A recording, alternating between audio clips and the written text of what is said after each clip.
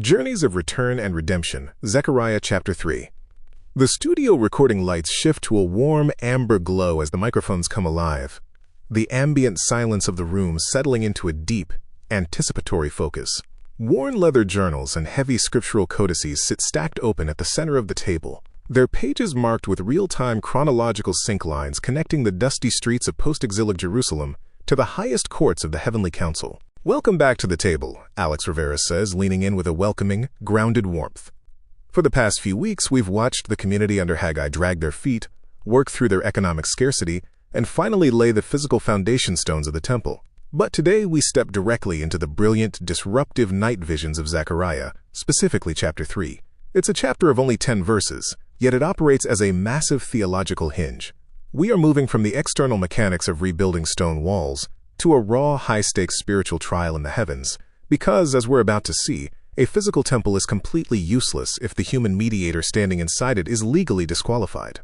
Dr. Naomi nods, sliding her reference files forward to anchor the historical gravity of the scene.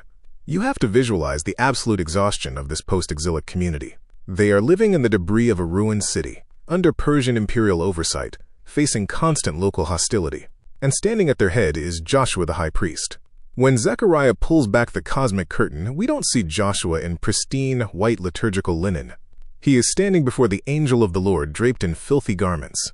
The Hebrew word is zoim, which refers to the most vile, offensive kind of defilement. This isn't a casual wardrobe problem, Alex. This is a visible autopsy of a broken institution. Joshua is bearing the double weight of generational iniquity, the very corruption that caused the exile, caked in the soot and ash of 70 years spent marooned on pagan, unclean Babylonian soil. The pipeline of priestly transmission was snapped, and the accuser, Satan, is standing right there at his right hand to demand a verdict of total disqualification. And that's exactly where the courtroom drama reaches its breaking point, Father Elias interjects, his voice rising with a sharp theological intensity. Satan's case is legally airtight according to the letter of the law. Joshua is defiled. Therefore, the nation is rejected. But sovereign grace completely rewrites the legal code. Yahweh doesn't debate the accuser. He simply silences him with a decree. "The Lord rebuke you, Satan." Is this not a brand plucked from the fire? It's a radical picture of rescue. God reaches into the judgment of the exile, pulls this smoking, charred branch out of the conflagration, and clears the court. Then comes the administrative command to the attending angels: strip away his filthy clothes and clothe him in rich, festive robes. It is the visual liquidation of corporate sin. Rabbi Jonah leans forward, tapping his finger on the Hebrew text of verse 5, his eyes alight with the thrill of a hidden textual detail. But don't miss the ultimate disruption in the courtroom.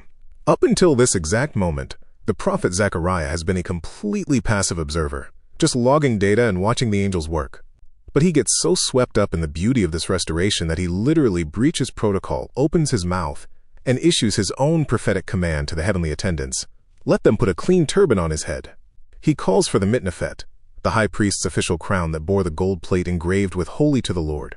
Zechariah realizes that changing the clothes washes away the past defilement, but the clean turban actively reoperationalizes the high priestly office to bear the people's guilt. The heavenly council honors the prophet's voice instantly. They crown him while the angel of the Lord stands by, validating the perfect alignment between the earthly prophetic word and the sovereign decrees of heaven. It's an incredible picture of moving from systemic shame to royal investment, Sophia says softly, her voice carrying the emotional weight of the breakthrough. Imagine being Joshua, standing there fully expecting a sentence of condemnation because you know exactly how broken your ancestry is, and instead you receive an absolute investment of dignity. But it isn't just a passive gift of comfort. Thomas, look at the charge the angel gives him right after the investment. Thomas nods slowly, his focus fixed on the practical execution of the vision. Exactly, Sophia. It's a classic operational blueprint.